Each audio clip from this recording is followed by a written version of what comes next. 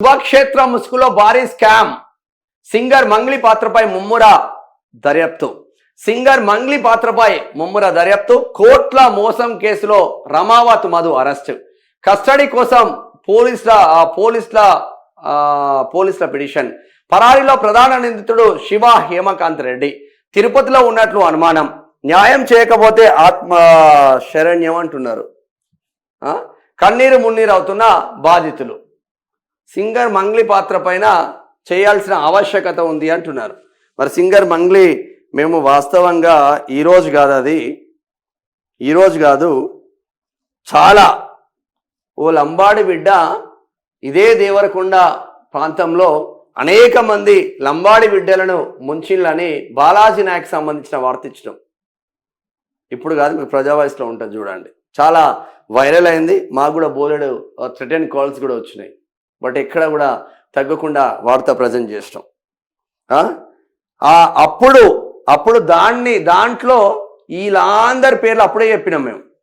ఎవడెవడు ఉన్నాడు, కథ ఏంది, కార్ఖాన ఏంది అనేది మొత్తం పేర్లు చెప్పినాం అప్పుడే. మధు అనే వ్యక్తి ఉన్నాడని అతనికి కూడా ఈ వ్యాపారం చేస్తున్నాడు అని అప్పుడే చెప్పినాం మనం. దాదాపు 6 నెలలు కావచ్చు. ఇదేమి ఇలా మంగ్లీ పాత్ర ఏం చూద్దాం. శుభక్షేత్ర ప్రైవేట్ లిమిటెడ్ అసలు ఏంది మంగ్లీ చూద్దాం ఒకసారి. శుభక్షేత్ర ప్రైవేట్ లిమిటెడ్ పేరుతో అమాయక పెట్టుబడిదారులకు బురిడి కొట్టించి కోట్లాది రూపాయలను కొల్లగొచ్చిన గరాల మోసంపై సైబరాబాద్ ఆర్థిక నేరాల విభాగం పోలీసులు దర్యాప్తు ముమ్మరం చేశారు. ఏకం విత్ నేచర్ అనే ఆకర్షణీయమైన థీమ్తో రంగంలోకి దిగిన ఈ ముఠా 5 లక్షల పెట్టుబడి పెడితే 101 గజాల స్థలంతో పాటు 42 నెలల పాటు భారీ రిటర్న్స్ ఇస్తామని నమ్మించి సామాన్యుల రక్తాన్ని పీల్చారు. 3 కీలక సూత్రధారులు. ఈ భారీ స్కామ్ లో సింగర్ మంగ్లీ తమ్ముడు శివ, రమావత్ మధు, హేమకాంత్ రెడ్డిలను ప్రధాన నిందితులుగా పోలీసులు గుర్తించారు. వీరిలో రమావత్ మధును ఇప్పటికీ అరెస్టు చేయగా మిగిలిన వారు పరారీలో ఉన్నారు. ఈ ముఠా గతంలోనూ నల్గొండ జిల్లాలో గోకులనంద ఇన్ఫా పేరుతో కోట్లు వసూలు చేసినట్లు సిఐడి రికార్డులో ఉంది. ఆ కేసులు విచారణలో ఉండగానే కొత్త పేరుతో మళ్లీ మోసాలకు తెరలేపడం గమనార్హం. మంగ్లీ పాత్రపై ఆరా. ఈ కేసులో ప్రముఖ సింగర్ మంగ్లీ పాత్రపై కూడా అనుమానాలు వ్యక్తమవుతున్నాయి. బాధితులు సోమాజిగూడ ప్రెస్ క్లబ్ లో మాట్లాడుతూ మంగ్లీ ఆమె సోదరుడు శివ చౌహాన్లదే ఈ మోసంలో కీలక పాత్రాన్ని ఆరోపించారు.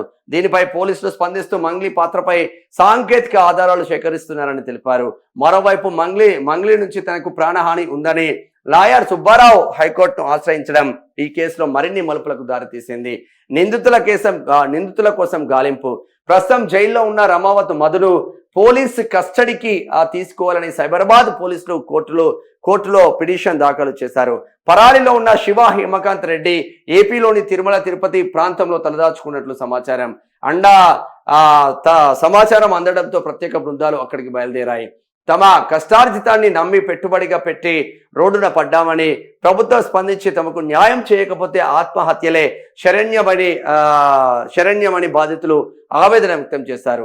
ఈ కేసు విచారణను వేగవంతం చేసి బాధితులకు సొమ్ము ఇప్పించాలని గిరిజన సంఘాలు డిమాండ్ చేస్తూ ఉన్నారు. మరి ఎందుకు ఇది జరుగుతూ ఉంది, అసలు ఏం జరుగుతూ ఉంది మంగ్లీ కేసులో, దేవరకొండ అడ్డాగా ఏం జరుగుతూ ఉంది, మా శివకృష్ణ అడిగి ఒకసారి తెలుసుకునే ప్రయత్నం చేద్దాము.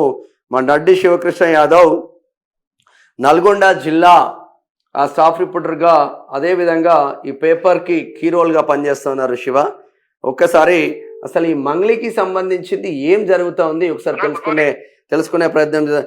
శివ, మీరు లైవ్ లో ఉన్నారు. ఈ శుభక్షేత్రం ముసుగులో భారీ స్కామ్ అని మన దాంట్లో ఒక వార్త వచ్చింది. అసలు ఈ మంగ్లీకి, దీనికి, ఆ మధుకి, ఈ శివకు అసలు ఏం నడుస్తా ఉంది? మొత్తం అంటే లంబాడి బిడ్డలే లంబడోలను ముంచుతా ఉన్నారా? అసలు ఏం జరుగుతుంది పూర్తి స్థాయిలో? అవునన్నా, మనం గతంలోనే ఈ వార్త ప్రశ్నించడం జరిగింది. గతంలో మొట్టమొదటిసారిగా మన ప్రజావాయిస్ వెలుగులోకి తీసుకురావడం జరిగింది.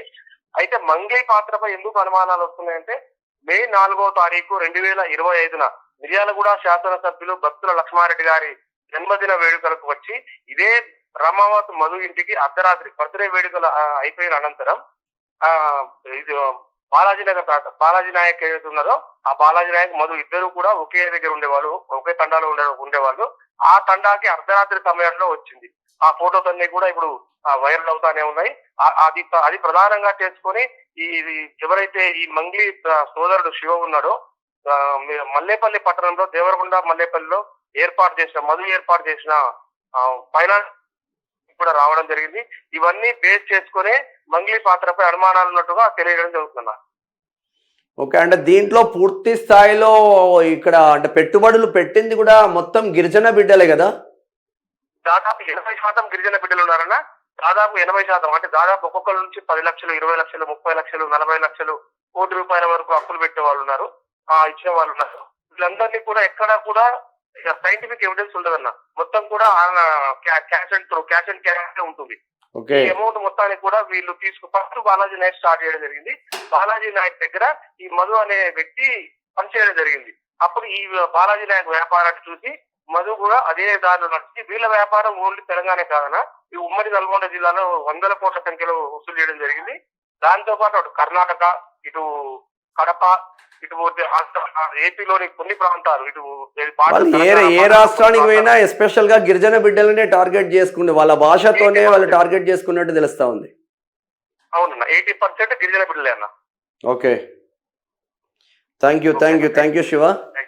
ఇది అంటే శుభాక్షేత్ర ముసుగులో భారీ స్కాము మంగ్లీ పాత్ర పైన ఎందుకు అనుమానాలు వ్యక్తమవుతుందంటే ఇదే కోణంలో వ్యక్తమైతే అవుతా ఉంది వాస్తవంగా. మరి ఇప్పటికైనా మంగ్లీ చేసిన తప్పులు ఒప్పుకుంటుందా? ఒకటేసారి 14 సంవత్సరాలుగా అంచెలంచెలుగా ఎదిగిన మంగ్లీ ఎందుకు ఒక్కసారి కుప్పగూలుతా ఉంది చూడాల్సిన ఆవశ్యకత ఉన్నది.